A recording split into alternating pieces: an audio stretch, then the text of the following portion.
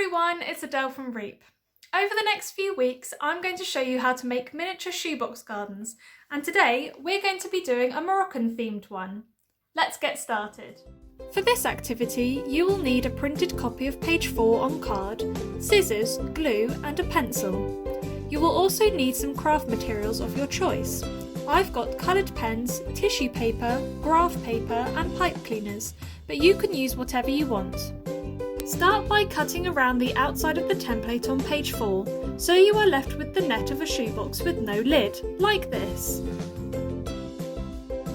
Using pages 2 and 3 for inspiration, begin to sketch your Moroccan style garden onto your template. The central rectangle will be the ground and the 4 outer rectangles will be the enclosing walls. I've stuck a sheet of graph paper onto the ground to help with symmetry. Can you remember the other 3 important factors of a Moroccan style garden? Once you're happy with your design, begin to fill it in using your craft materials.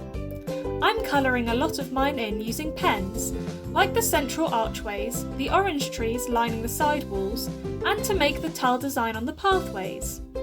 I'm using blue pipe cleaners to act as a water rill running through my garden, and the brown pipe cleaners as fencing between the path and the soil.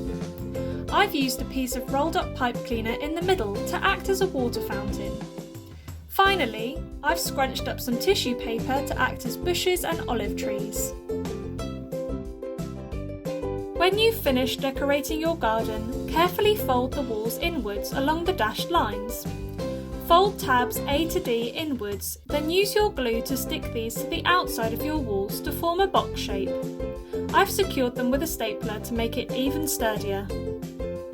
Here's my finished garden. What do you think? What will you do differently when you make your Moroccan style garden? I hope you have fun making your Moroccan shoebox garden this week, and remember to come back next week so that we can make a British garden together. Bye!